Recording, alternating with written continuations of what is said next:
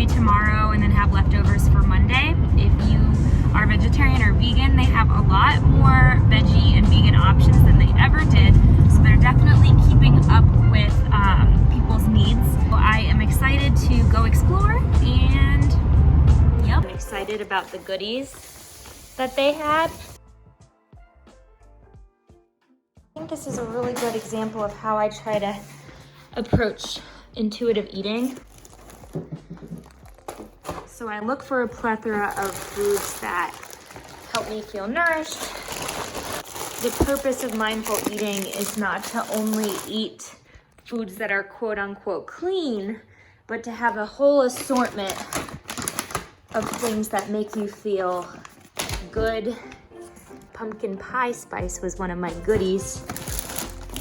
I also picked up a ton of spices, so I'm really pumped to use this with my milk frother and my coffee. Onion, what's up, girly? What's up? Garlic, really. We go through it quickly, and then I'm thinking we'll use this on chicken tonight with some veggies. Some sort of carb.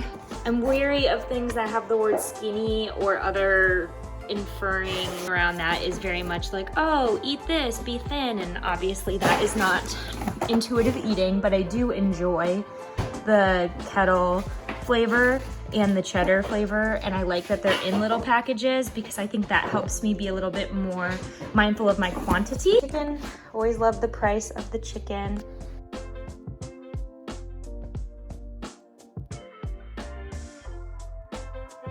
So between the two of us, obviously we're not going to eat all of that chicken at once. So I portioned them out so that we can save them in the freezer, and they're just the tenderloins. So we use them in our chicken soups. Garlic flavoring. So we're going to marinate it for a little bit. So we'll put a little bit of oil. Get a bunch of that on there. Put a little bit of crushed red pepper flakes for some spice. Funny, I thought this was the seasoning because it kind of looks similar.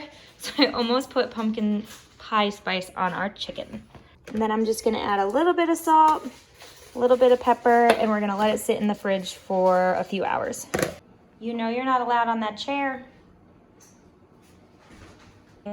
Some couscous, I thought we were gonna do quinoa. It's the roasted garlic and olive oil flavor. So we're gonna do that. We are preheating the oven for the chicken. Here's some of the things I got at Trader Joe's.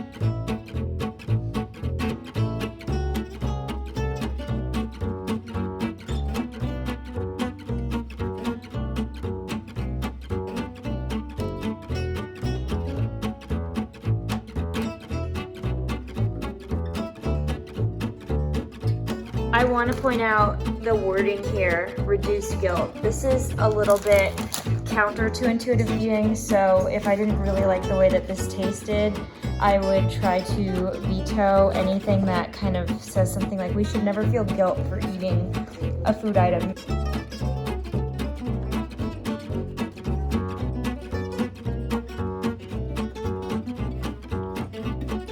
If you're looking for a snack, these are amazing.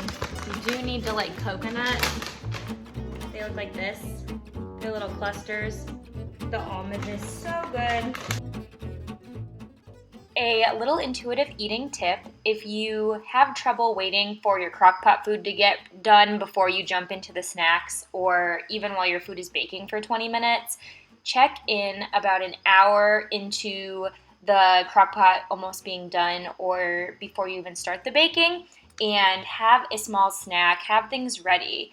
Things that I find helpful are hard-boiled eggs, apples with peanut butter, other things that can just hold you over so you're not restless and mindlessly eating your dinner so quickly that you can't even enjoy it.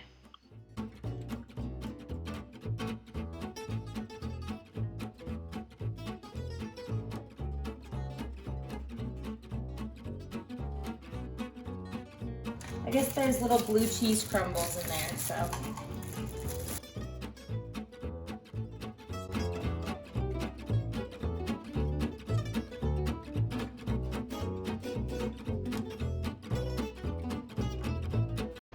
Taste test. I wasn't sure.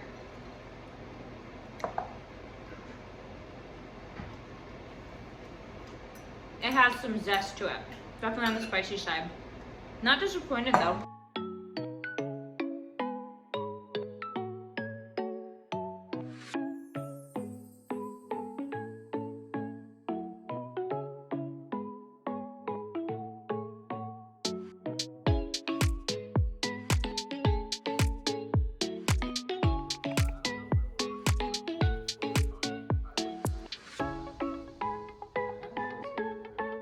Making a roast so that we'll have some leftovers throughout the week. A little concerned that there's so much above the level, but we're gonna flip it halfway through, so around like 4 p.m. we'll flip it. So I want to show you all of the spices, and we have these cute little baby potatoes, carrots, and celery in there, and then a giant piece of meat. Lots of this. I go crazy with seasonings on my crock pot because there's so much. I feel like you really can't overdo it. So rosemary, this is a nice mixture of herbs. So what they have in there, you've got your rosemary, marjoram, thyme, savory, and sage. So some of the herbs that I don't usually buy solo.